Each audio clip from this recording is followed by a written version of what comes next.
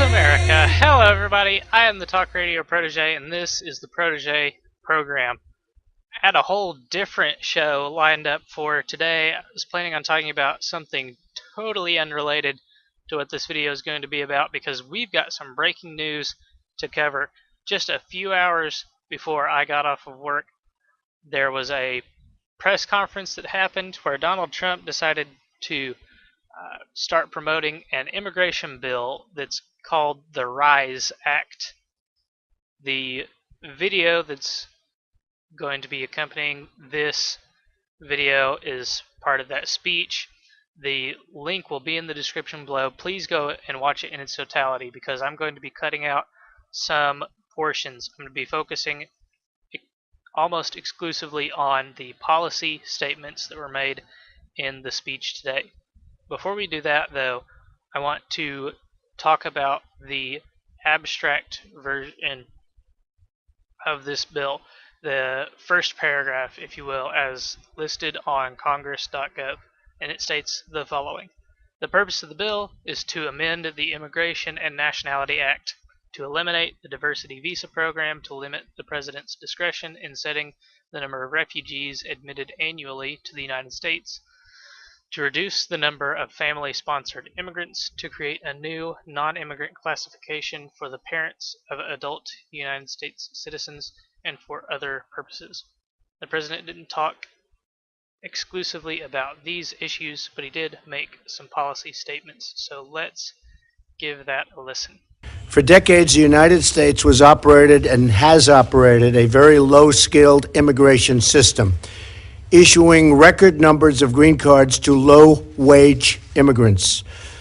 This policy has placed substantial pressure on American workers, taxpayers, and community resources. Among those hit the hardest in recent years have been immigrants and, very importantly, minority workers competing for jobs against brand new arrivals. And it has not been fair to our people, to our citizens, to our workers. Absolutely true. Trump even managed to somewhat inoculate his statements against some of the criticisms that will be coming, because he mentioned the immigrants and minorities.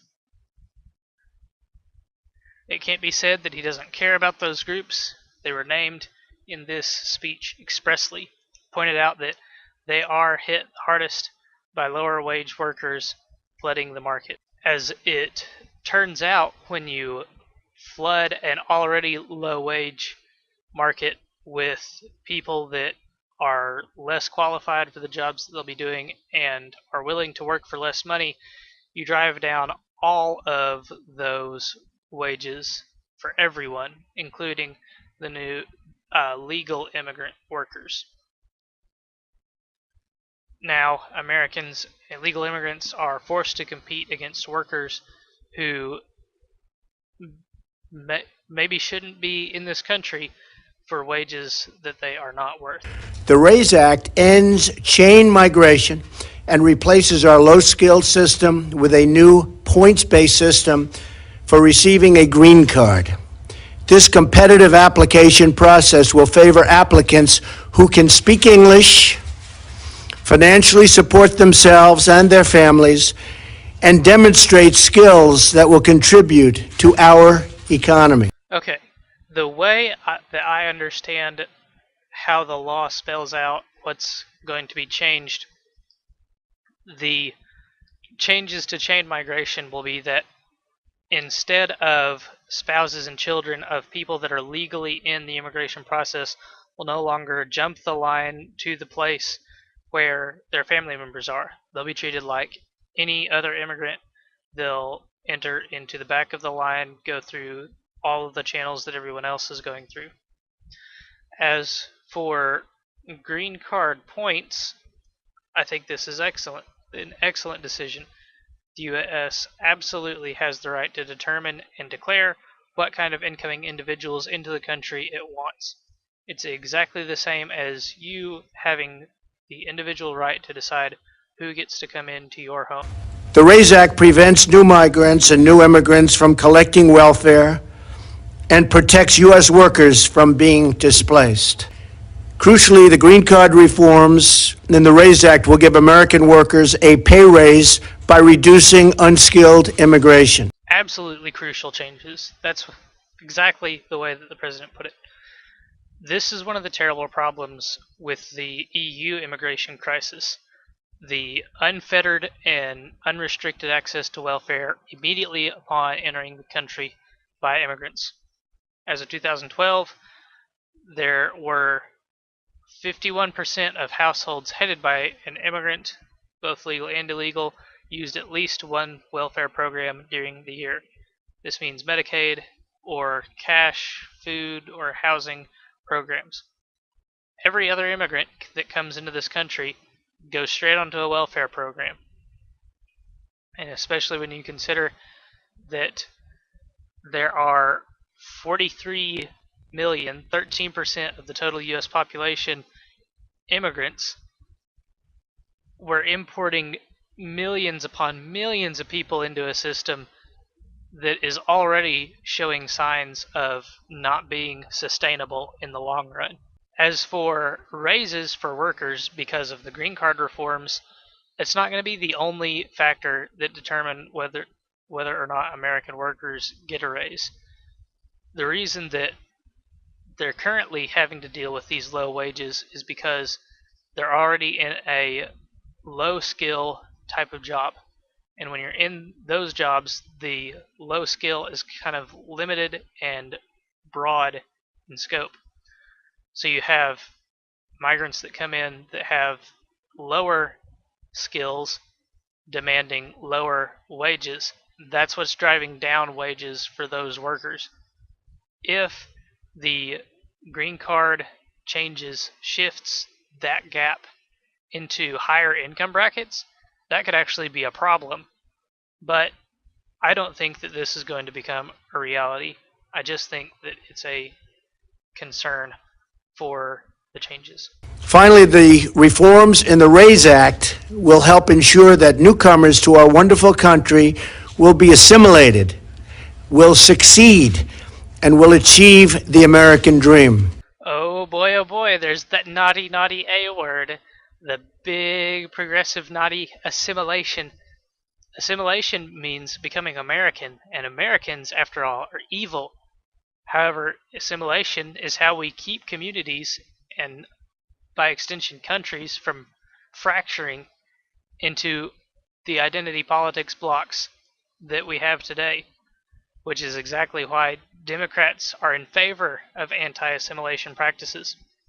Anti-assimilation is why there are no-go zones in Europe right now. Anti-assimilation is why there are entire neighborhoods where no one speaks a word of English, and these fragmented populations are easier to section off into their boxes and control. Fragmented populations are easier to manipulate with identity politics. Allow for these populations to assimilate and melt together, and you lose that control. Take identity out of the question, call them all Americans, and you lose the edge that identity politics gives you. Now, this concluded the president's remarks on the bill, the policy remarks, and the press immediately got into gear slamming the proposal. From the Washington Compost, we have this headline: Trump and GOP senators introduce bill to slash legal immigration levels. And your first instinct is supposed to be that we don't want immigration to be slashed. That's a bad thing.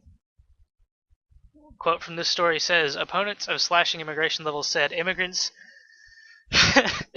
help boost the economy, and studies have shown they commit crimes at lower levels. Okay, levels. That's a strange word to use in this context. Than do native-born Americans. I'm assuming they mean lower rates, but levels could actually mean severity in crime. We're going to talk about that. Riddle me this, Batman. How does immigrants sending billions upon billions of dollars back to their countries of origin benefit the United States of America? And don't tell me it's not happening. NPR, as recently as February 10th, 2017, had to admit as much back in February.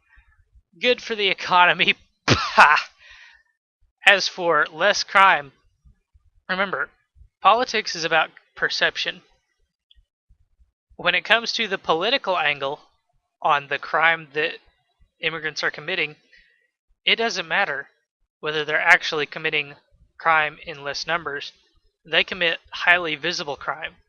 They're involved in gangs, drugs, and every time an undocumented immigrant who's been deported 15 times kills someone, it makes the national headlines. Finally, from weirdwired.com, there's the all caps Trump's radical immigration crackdown won't help tech. Funny, I didn't hear anybody say anything about trying to help tech. There was a lot of talk about helping Americans, but there wasn't any talk about helping tech. It was about Americans in general, not specifically tech giants in Silicon Valley, which is kind of the focus of this article. Especially this great big monster of a first paragraph.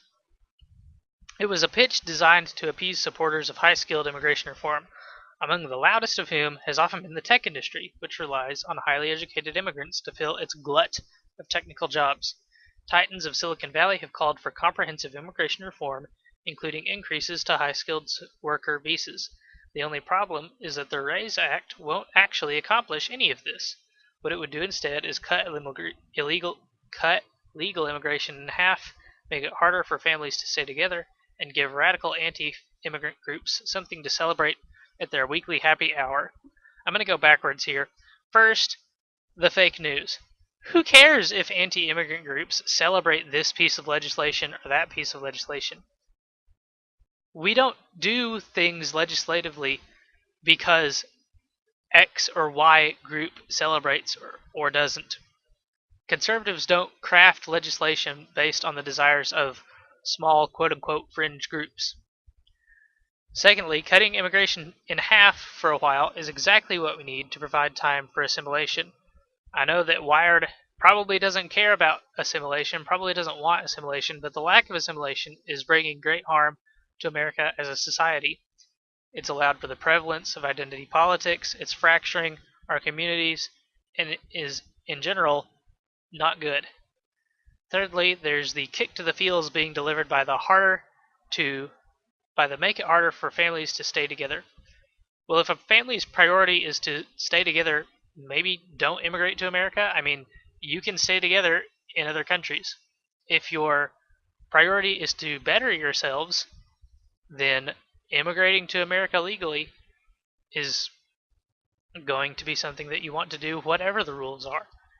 If a high-skilled person manages to immigrate to America, then presumably they can use their good job to bring everybody through the proper channels like everybody else is going through.